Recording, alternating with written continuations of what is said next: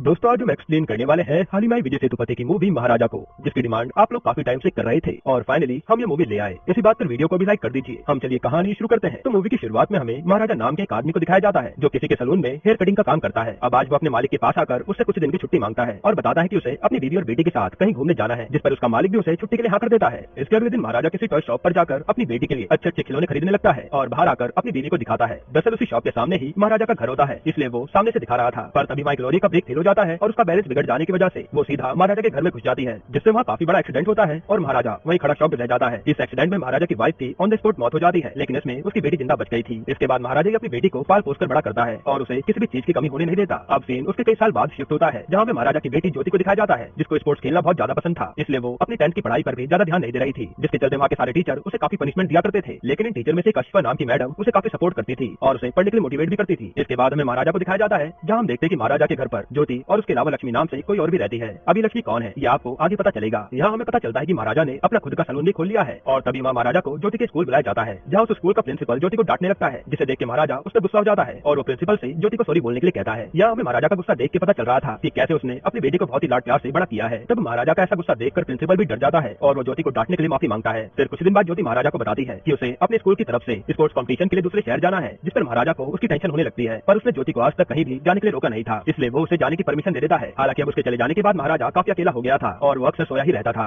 फिर ऐसे एक रात को जब वो सो रहा था, तब उसके ऊपर से एक सांप तक निकल जाता है और महाराजा को पता तक नहीं चलता। वहीं दूसरी तरफ हमें एक सेल्समैन को दिखाया जाता है जो किसी गैराज पर जाकर अपनी कार में रखे चश्मे के खो जाने पर वहाँ के एम्प्लॉय को ही मारने लगता है। दरअसल वो चश्मा उसकी वाइफ ने उसे गिफ्ट दिया था, जिसे वो बहुत ध्यान से रखता था। उसने जब गैराज में कार ठीक करवाने के लिए दी तो उसमें वो चश्मा वहीं पर रह गया और जब कार घर आई तो उसमें चश्मा नहीं था। अब गैराज में चिल्लाने की आवाज सुनकर धरा नाम का आदमी वहाँ आता है और यहाँ सब लोग उस सेल्समैन को बताते हैं कि तुम्हारी कार ये डिलीवर करने गया था। जिसके बाद वो आदमी धरा को भी मारने लगता है और उसे शाम तक चश्मा वापस करने के लिए कहता है। अब उसी रात को सेल्समैन अपने दोस्तों के साथ बैठकर शराब पी रहा होता है, जहाँ पर अचानक से वहाँ धरा आ जाता है और अपने पास रखे उसे चश्मे को दिखाता है और हमें पता चलता है कि चश्मा तो उसी ने निकाल लिया था। फिर धरा उसी आदमी के आगे उसकी वाइफ का दिया चश्मा तोड़ देता है, जिसे ऐसा करता देख वो आदमी उस पर गुस्सा होता है और वो फिर से उसे मारने की कोशिश करता है। लेकिन इस बार तो कुछ अलग ही होता है और धरा उसको और उसके दोस्तों को बहुत ही बुरी तरह से मारता है और धमकी देकर वहाँ से चले जाता है। वहीं दूसरी तरफ हम महाराजा को पुलिस स्टेशन में देख आए हो तो महाराजा बताता है कि मेरी लक्ष्मी घर से गायब हो गई है और एक दिन से मिल नहीं रही। फिर वो इंस्पेक्टर महाराजा से पूछने लगता है कि आखिर लक्ष्मी तुम्हारी लगती क्या है, क्या वो तुम्हारी बीवी है या फिर बहन? जिस पर महाराजा बताता है कि वो ना तो मेरी बीवी है और ना ही बहन, दरअसल वो हमारे घर का डस्टबिन है। तब जाकर रिवील होता है कि महाराजा के घर में लक्ष्मी एक डस्टबिन थी और वो उसे बड़े प्यार से रखता था। और दोस्तों आपको याद होगा कि शुरुआत में हुए एक्सीडेंट में महाराजा के घर पर लॉरी घुस गई थी, जिसमें उसकी वाइफ मर गई, लेकिन वही डस्टबिन ज्योति के ऊपर आ गया था, जिससे ज्योति की जान बच गई थी। अब थाने में वो इंस्पेक्टर महाराजा पर गुस्सा होने लगता है और उसको पागल बोलकर वहाँ से भगाने लगता है, जिस पर महाराजा को भी उन पर गुस्सा आ जाता है और वो थाने में तोड़फोड़ करने लगता है। वो यहाँ पर रट लगा लेता है कि जब तक लक्ष्मी को ढूंढकर नहीं लाओगे तब तक मैं यहाँ से नहीं जाऊंगा, जिसको ऐसा करते देख पुलिस वाले भी अपने सीनियर के आने का वेट करने के लिए कहते हैं। वहीं दूसरी तरफ हमें एक चोर को दिखाया जाता है जो आरटीओ ऑफिस में काम करने वाले आदमी के घर पर घुसकर कुछ पेपर और गहने चोरी कर लेता है, जिसे इंस्पेक्टर वरदराजन रंगे हाथ पकड़ लेता है। और यही हमें पता चलता है कि ये चोर दरअसल पुलिस वालों का आदमी है और ये चोरी बहुत पहले हो गई थी और यहाँ ये लोग तो सीन को रिक्रिएट कर रहे थे कि कैसे चोर अंदर घुसा होगा और फिर चोरी करके बिना पता लगे यहाँ से बाहर भाग गया होगा। इसके बाद वरदराजन उस चोर को पकड़ लेता है और चोरी हुए गहनों को अपने पास रखकर नकली गहने उस आदमी को दे देता है और उन लोगों को कुछ भी पता नहीं चलता कि ये गहने तो नकली है। साथ ही वरदराजन बहुत नीच आदमी होता है, वो केस को सॉल्व करने के लिए उनसे अलग पैसे भी लेता है। अब वरदराजन अपने थाने में आता है, जहाँ वो स्टेशन की ऐसी हालत देखकर शॉक हो जाता है और महाराजा को अपने पास बुलाकर उसकी प्रॉब्लम पूछने लगता है, जिस पर महाराजा उसे अपने उस दिन की कहानी बताने लगता है कि जब मैं रात को 10 बजे सलून बंद करके अपने घर आया तो वहाँ पहले से 3 लोग छुपे हुए थे, जिनसे मेरी हाथापाई भी हुई, लेकिन वो मेरी लक्ष्मी को मेरे पास से चुरा ले गए। वरदराजन भी लक्ष्मी के बारे में पूछने लगता है कि लक्ष्मी तुम्हारी बीवी थी क्या? तब महाराजा बताता है कि नहीं, लक्ष्मी मेरा डस्टबिन है। जिस पर वरदराजन उससे पूछता है कि उस डस्टबिन में ऐसा क्या छुपा था जो तुम उसके रिपोर्ट तक लिखा रहे हो? महाराजा से बताता है कि उसके अंदर कुछ भी नहीं है, वो तो बिल्कुल खाली था, लेकिन वो मेरे लिए बहुत खास है। ये सब सुनकर वरदराजन के दिमाग में पैसे कमाने की लालसा जागने लगती है, इसलिए वो महाराजा के केस को ले लेता है और अपने साथ काम करने वाले लोगों से उस डस्टबिन की बात करता है कि आखिर उस डस्टबिन में जरूर कुछ तो रहा होगा, क्योंकि वो आदमी पागल तो नहीं थे, क्योंकि वो आदमी इतना पागल तो नहीं है जो एक डस्टबिन की रिपोर्ट कराए। जिसके बाद वो सब लक्ष्मी को ढूंढना शुरू करते हैं। वहीं दूसरी तरफ हमें सेल्वा नाम के आदमी को दिखाया जाता है जो अपने साथी सबरी के साथ मिलकर दूसरों के घर में घुसकर चोरी करता है और ये लोग सिर्फ उसी घर में जाते हैं जहाँ सिर्फ लेडीज होती हैं और चोरी करने के बाद कभी कभी वो लेडीज का रेप भी कर देता है। अब हम देखते हैं कि सेल्वा की शादी हो रखी थी और उसकी एक छोटी बच्ची भी होती है जिनका वो बहुत ध्यान रखता है। वहीं उसकी बेटी की पीठ पर एक घाव भी होता है जिसकी वो मरहम पट्टी करता रहता है, लेकिन वो घाव जल्दी से ठीक नहीं होता। यहाँ सेल्वा ने अपनी पत्नी को नहीं बताया होता कि वो रात में चोरी करता है और इनके सामने तो वो बिल्कुल भला इंसान बनकर रहता है और दिन में वायरिंग का काम करता है। वहीं हम देखते हैं कि सेल्वा के घर पर महाराजा का डस्टबिन भी रखा है, जिसका मतलब है कि इसने उस रात महाराजा के घर पर चोरी करी थी। अब दूसरी तरफ हम देखते हैं कि पुलिस वाले महाराजा के डस्टबिन को हर जगह ढूंढना शुरू कर देते हैं और अपने जासूस को भी इस डस्टबिन को ढूंढ के लाने को बोलते हैं। वहीं थाने में वरदराजन महाराजा से काम करवाने लगता है। दरअसल महाराजा ने वरदराजन को जुबान दी थी कि अगर वो लक्ष्मी को ढूंढ कर लाएगा तो वो उसको 5 लाख रुपए देगा, जिसमें से 50,000 तो महाराजा ने वरदराजन को एडवांस भी दे दिए थे, लेकिन अभी तक कुछ उसके बारे में पता नहीं चला था। अब एक दिन महाराजा थाने में आकर वरदराजन से मिलने का वेट कर रहा होता है। वहीं उसके साइड एक कार मैकेनिक बैठा होता है जो उसी धरा की मिसिंग कंप्लेन कराने आया था।